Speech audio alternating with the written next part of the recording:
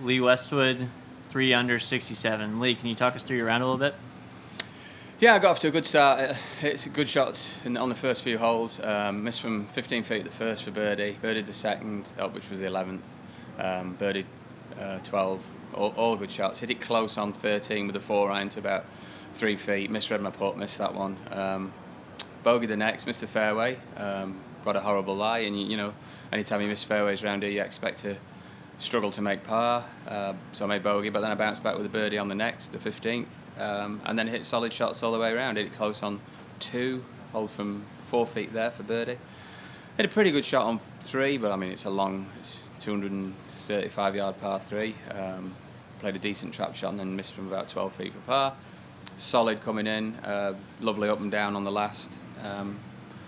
Hit a good drive. It just broke right off the fairway up against the collar, and then when I came in with my hybrid, it just caught the toe, opened the club face, and sent it out to the right, which was the last place I wanted to miss it. It was that was really sort of position Z. So, but played a fantastic pitch to about 15 feet and rolled it in for birdie. So yeah, it was a good round of golf. Really solid in every aspect of the game. So I'm pleased with that start. Hey Lee.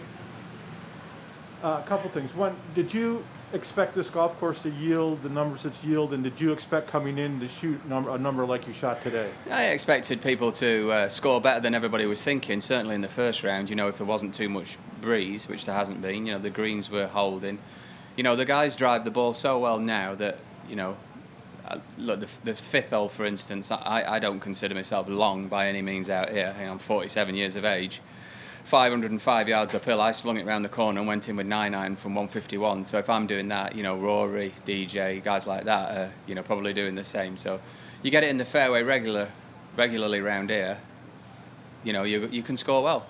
With them being bold greens, you can use them to your advantage. Obviously, as the golf course firms out and there's a little bit of wind picks up, which is likely, and the pin positions obviously get tougher, then it won't yield as many low scores. But today was obviously the day to get off to a decent start and get some credit.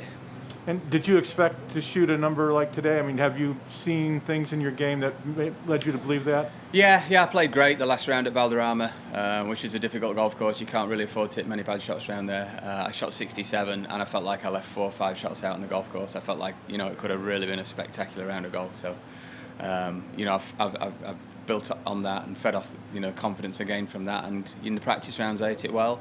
I hit a lot of fairways. I'm driving the ball well. So I felt like, if I did that, then, there's a low score out there for me.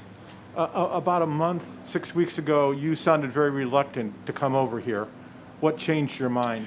Reluctant to go anywhere, really, Alex. I was a bit reluctant to even go to Spain for the Valderrama tournament. So. It's just a strange world that we're living in right now, and people have different opinions on things, don't they? And they evaluate things and see things in different ways. So you've got to kind of respect the individual's, view on it. And I don't really criticise anybody that takes an opinion opposite to mine. It's just that if you shouldn't be at a golf tournament if you don't feel like it's right in your own mind. I'm not saying it isn't right for certain people, but just for me, it wasn't right. I assume you're talking about the World Golf Championship and the PGA that I missed, and it just felt like too early coming out. Well, we're not even out of it, are we? We're going into second waves here and there. It just felt too early to start travelling 10 hours on an aeroplane. So that was the view and the route I took. Yeah, but what changed your mind, if any? I mean, something changed your mind. Just, feedback from other people that have been at tournaments and, telling me how, what's going on at tournaments and stuff like that. And I felt comfortable, coming here. This one's from the WebEx. Did you enjoy playing with James today? Yeah, it was good. I'd obviously seen that he'd won the British Amateur, at Portmarnock. I watched a little bit on TV. He obviously a good player to win the British Amateur, and we were chatting all the way around. He's got a nice game. He just makes mistakes that an amateur would make at a US Open. I think it's his first US Open. Somebody playing in the first US Open, and the kind of mistakes that we all make. He frittered a few away on the greens, 3-putting, and he missed a few in the wrong spots. And these kind of tournaments will get you, and they come as a shock to you when you've not played them before. But he's obviously got a very bright future, and really surprised that nobody's given him an invite for the Irish Open next week. You know, he's the British amateur champion from Ireland, and he's not had an invite for the Irish Open. So, a little bit shocked at that. Maybe there should be a late one in there. How did the severity of these greens compare to other ones on tour? Yeah, you come across greens as severe as this now and again, but they're fairly unique. You know, I guess Oakland Hills maybe are comparable, somewhere like that. But it's generally major championship golf courses where you're putting on greens as severe as this and as quick as this. You know, Augusta are fairly severe as well and fairly speedy.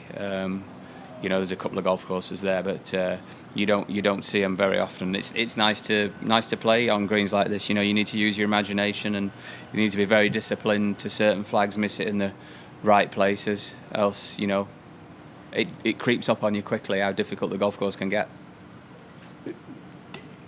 In 06, there was one guy under par first round, Montgomery, and then Right. one guy under par second round, Stricker, and that was it. Right.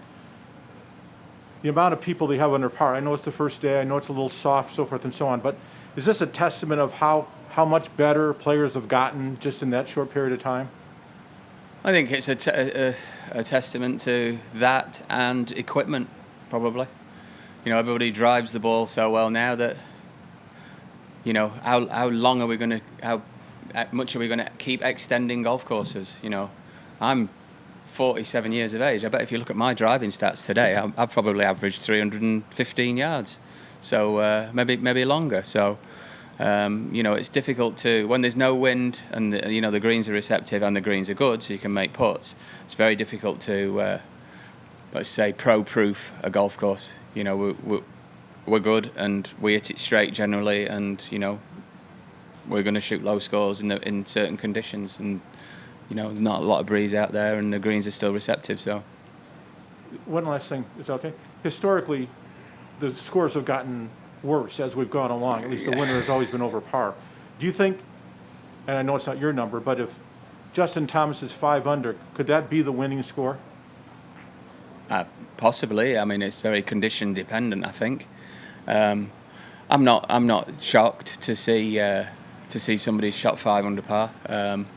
And to see a few scores, you know, right behind him. So, but you know, they've got sub area, haven't they? So they can dry the greens out, and you know, they can hide the flags away a lot more. So it'd surprise me if 5 under's not the best score of the week at the end of the week. If anybody shoots any lower than that, they'll have really played well, I think. Thanks, Lee. Thanks. Good luck tomorrow. Cheers.